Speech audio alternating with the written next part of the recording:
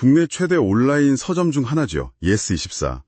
여기가 랜섬웨어 공격 때문에 서비스가 완전히 멈춰버리는 정말 초유의 사태가 있었습니다. 네, 큰 혼란이었죠. 그런데 바로 그 와중에, 그러니까 온 회사가 정신없을 그 시점에 오너 일가에서는 수십억 원대 주식 증여가 있었다. 이런 소식이 나왔어요. 네, 맞습니다. 오늘 저희는 청취자님께서 보내주신 이 관련 자료들을 보면서요.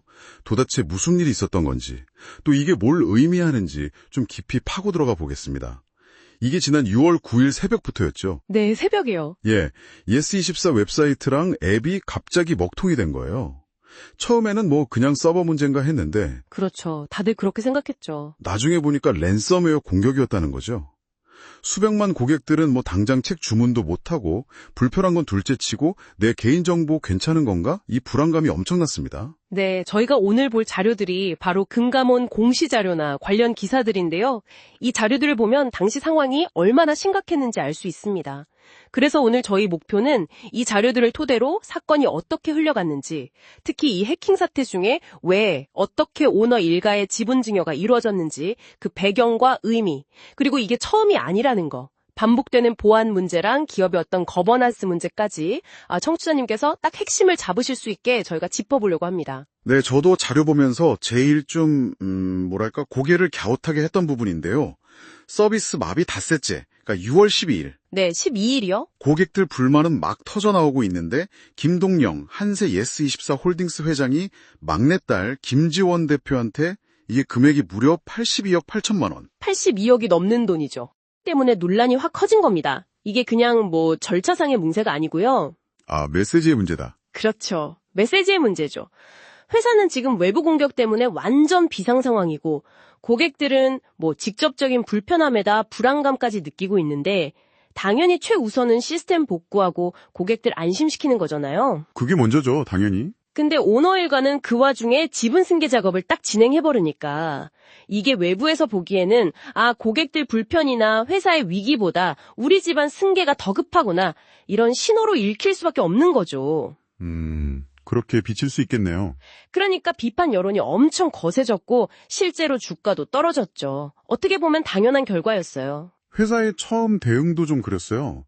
처음엔 그냥 단순 접속 오류라고만 했다가 이틀이나 지나서야 랜섬웨어 공격 맞습니다. 인정하고. 네, 늑장 대응이었죠. 개인정보 유출 우려에 대해서도 말을 좀 바꿨잖아요.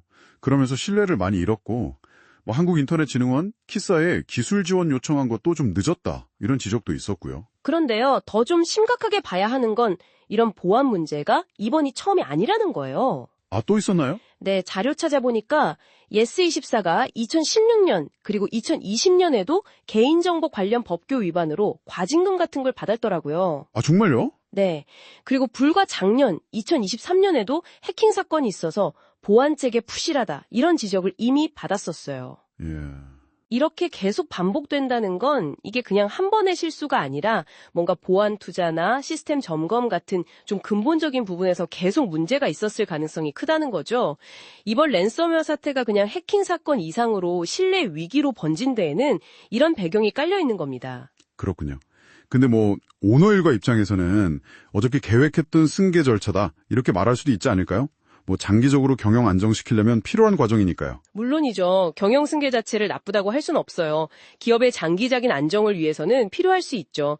김동영 회장도 2018년부터 꾸준히 자녀들한테 지분을 넘겨왔고요. 그래서 지금 보면 장남 김석환 부회장이 25.95%, 차남 김익환 부회장이 20.76%로 이미 안정적인 지분은 가지고 있어요. 네, 그렇죠. 근데 중요한 건 언제, 어떤 상황에서 하느냐는 거죠. 회사가 지금 최대 위기를 맞았는데 모든 힘을 다해서 위기 극복에 집중하는 모습을 보여줘야 할 시점에 오히려 내부적인 승계 작업을 진행했다. 이건 설사 예정된 일정이었다고 해도 밖에서는 고객이나 시장을 좀 가볍게 보는 거 아니냐 이렇게 보일 수밖에 없다는 겁니다. 위기 상황에서의 리더십 문제군요. 그렇죠. 위기 시에는 그런 우선순위 설정에서 리더십이 드러나는 법이니까요. 극우 김석환 최세라 공동대표의 공식 사과도 사건 터지고 일주일이나 지난 16일에 나왔어요. 너무 늦었다는 반응이었죠. 네, 그 늦장 대응과 사과가 상황을 더 안 좋게 만들었습니다. 이번 사표는 단순한 해킹 사고, 기술적인 문제를 넘어서는 거예요. 위기관리 시스템이 제대로 작동 안 했다는 거, 소통 방식이 투명하지 않다는 거, 그리고 결정적으로 고객보다는 오너 일가의 이해관계를 더 중요하게 생각하는 듯한 어떤 기업 문화.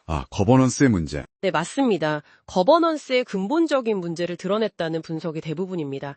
예스24 측에서 외부 전문가랑 협력하고 보안 예산 늘리겠다고 약속은 했지만 한번 이렇게 무너진 신뢰를 다시 쌓는 게 기술적인 보안만으로 될까 싶습니다. 정리를 좀 해보면요.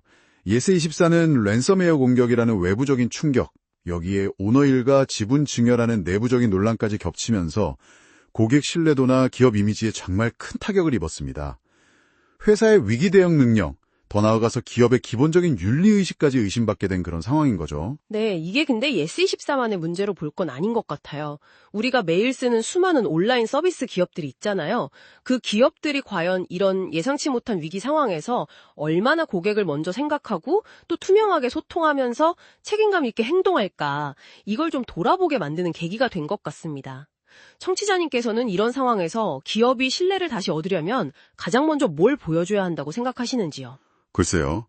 예스24가 발표한 기술적인 보안 강화 약속들, 이거 제대로 지키는지 보는 것도 중요하겠지만 말씀하신 것처럼 그것만으로는 좀 부족해 보입니다.